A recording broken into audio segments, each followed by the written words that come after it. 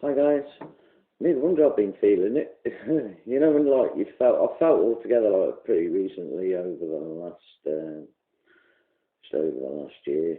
I felt the vibes go about 5 stages, and it's just getting like the air's getting really thick. So, um, yeah, you know, like you can feel it in your bones when like the spring's on its way and things like that. Just as Jesus said, if you can feel the seasons, then you can feel this, it's coming. And he's saying that you can feel it in your bones even. So, yeah, it's like you do feel it. Then you've got the Damascus situation, the Isaiah 17:1. It's going to be turned to rubble, basically, and it hasn't done before.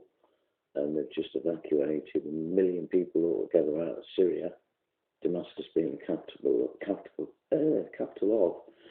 So what are they expecting, basically?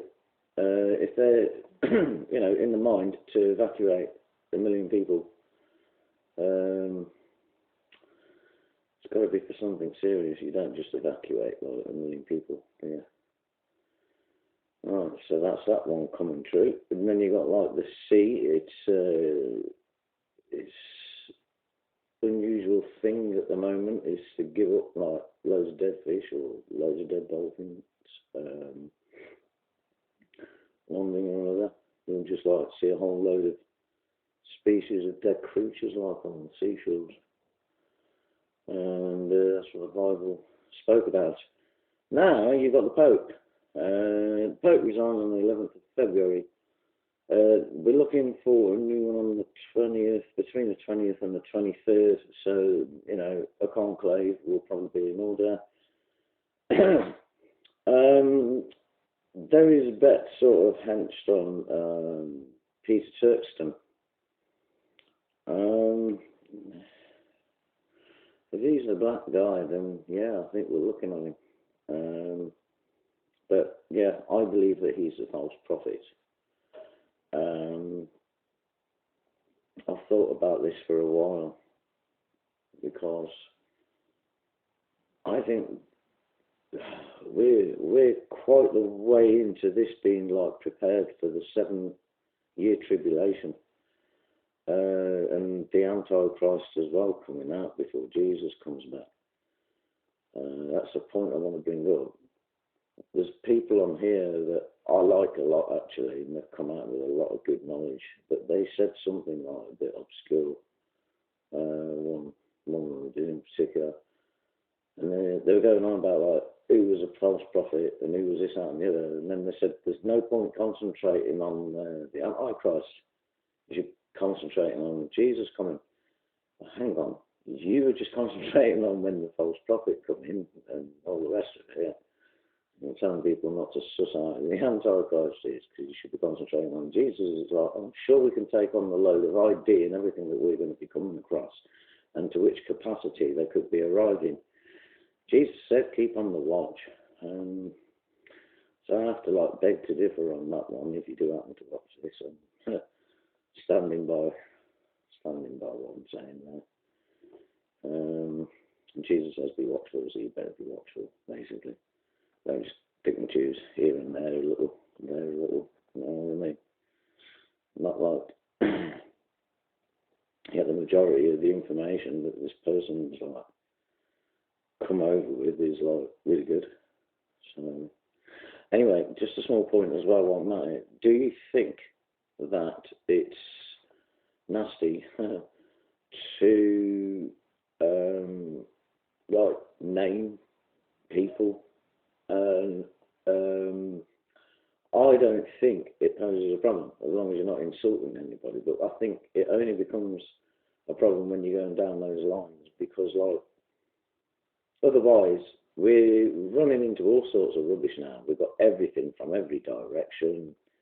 Find little splinter groups that have been made up in different groups, and it's getting messy, right? So you're going to come across like people with false teachings all the way down the line here I'm in now. You're just going to get like layers of hassle.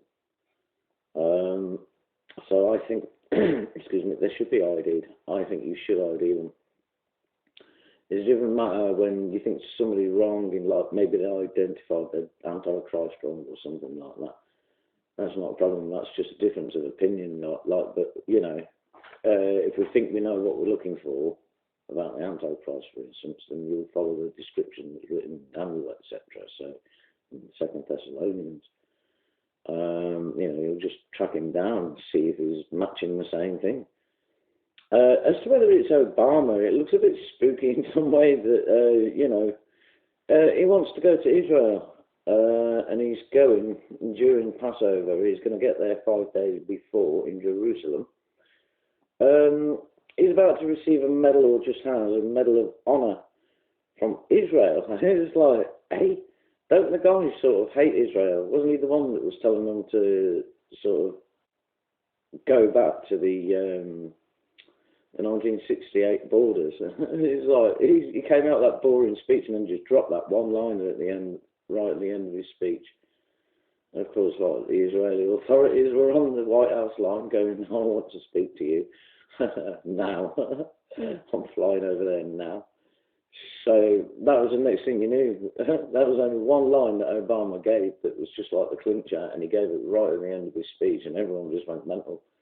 So I remember that because I was watching him. I thought, he ain't said anything yet. He ain't said anything of any significance. You know what I mean? I wanted to see who was getting manoeuvred politically and who was getting together down like the Ten Horns like region and everything like that. Yeah, see now they fell down the line. They thought they were, but, you know, it's a funny old world, isn't it?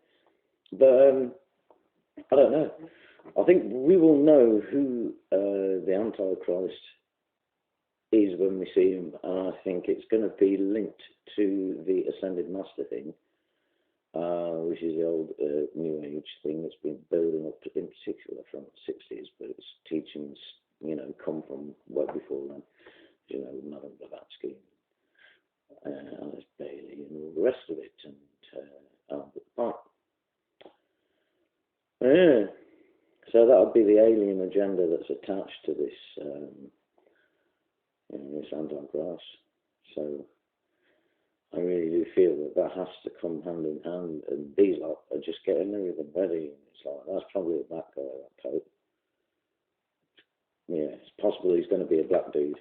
Okay, that'll be the false prophet. Where else was I going to go?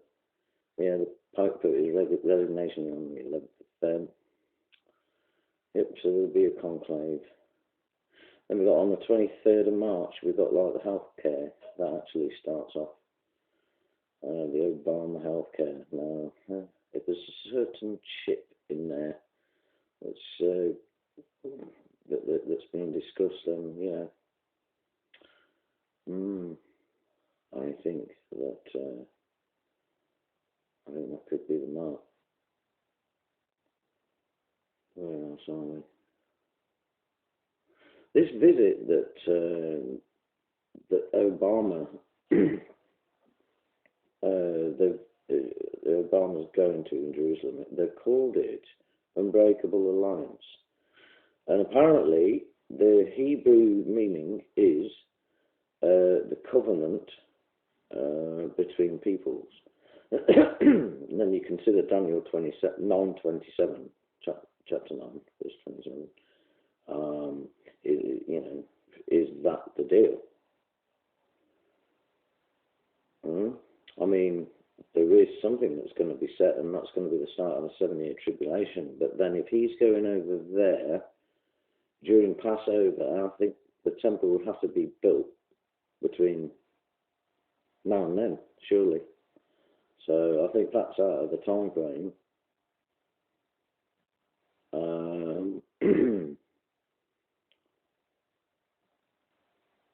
Yeah.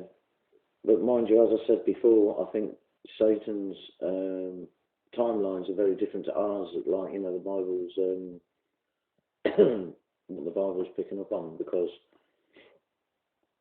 of his own agenda, he's not going to have everything like side by side like it is in the Bible. It's got an order. He won't have that, because his agenda's a lie. It's going to have flaws. So you'll find his events will drop in places you didn't expect. Yeah.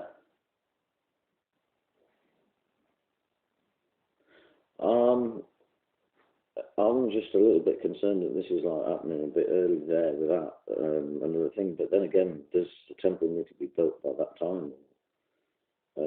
he was the Antichrist and he's going over there for Passover.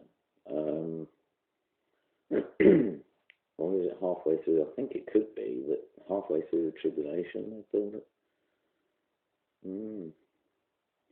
It was looking like that, more like that when I was reading the Bible. Yeah, they do want the temple rebuilt around September, October time. Actually, I've got a funny take on this because I was watching the news about they were talking about the settlements, and I just found it a little bit weird because, like, when the camera went in, you could see all the sizes of like these new builds, yeah, and they were all like certain size, so you could see them. They're all sort of averaging certain size. You could see the perspective was, and then to the left of the screen, you just got these like massive like walls coming out, a massive wall going back, and you could see just the bottom part of the top going back in again. So it's going to be like one huge building. And I've just noticed that, but I didn't get there on time to like sort of the kit out and get a shot of it, because like that freaked me out, that bit. That really, in fact, I'll see if I can pull it up, because I'm on Russia Today, and it was on Russia Today, so and I was just looking at it and I was like, you know what, that's way too big to be even, a settlement for like a well-off person, you know what I'm saying? It's just like huge. It was massive. I mean, how many settlement buildings, like the typical ones up there that you could put in there? I would say on the bit that I saw, 1, 2, 3, 4, 5, 6, maybe 7, maybe even 8. Like, but yeah, and that was I was only just seeing the corner of it, and that was massive. It's really eerie, guys. I think it's possible that the temple's actually being built at the moment. It's weird.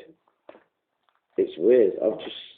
It's weird that I just saw it, and it's like, it's by no way complete. It's not just a wall, because it's already sort of, the brickwork is, it's one floor, it's 1 story high, basically. But it's massive.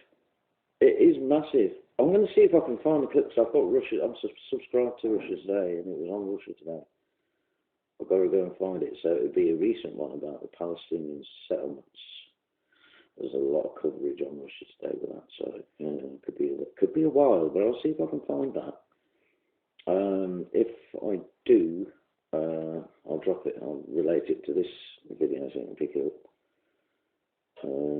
But like, I've told you, look out for it just in case I find it. Anything else? Yeah, I mean, certainly, if somebody comes up and starts saying something that's contrary to, like the 10 Commandments or something like that, I think that's when you've got to nail them. That's when you've got to name them and say, look, this person is saying this, that, and the other, and it doesn't say that in the Bible, right? Because if you don't, right, this is where you draw the line. Don't be rude to them, don't be nasty, because there's no call for it. But, you have to tell them as it is, basically. It's the only way you can do it.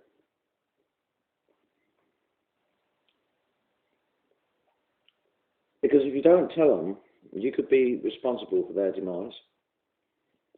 Yeah? And the Bible says that. You've got to tell people, or you'll be guilty of their demise. People die for lack of knowledge. And if you're party to that, you're as good as murdered them.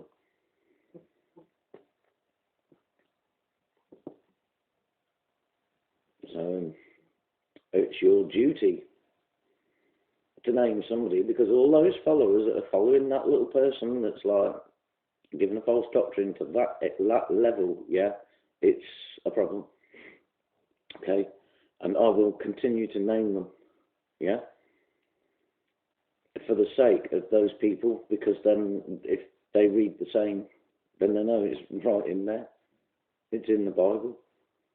And then they'll know to steer away from it. I mean, if you know someone's a Catholic and they're really nice normally, what are you going to do? Just steer away from it and not bother telling them about the papacy and the Vatican and what they've been up to throughout history, and that they are described as a whore in Revelation, etc. You're not going to tell them just because you know them. you know what? It's going to be tough for us Christians. And it starts right here. It's starting now.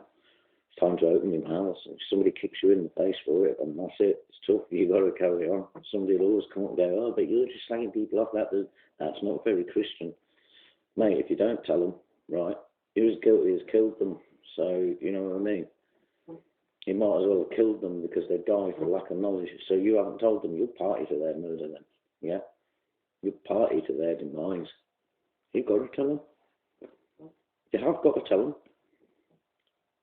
If it says that thou shalt not kill, and you go and kill somebody, you know what I mean? Or you say that you can go and kill somebody and then like change your mind or whatever. Any old thing.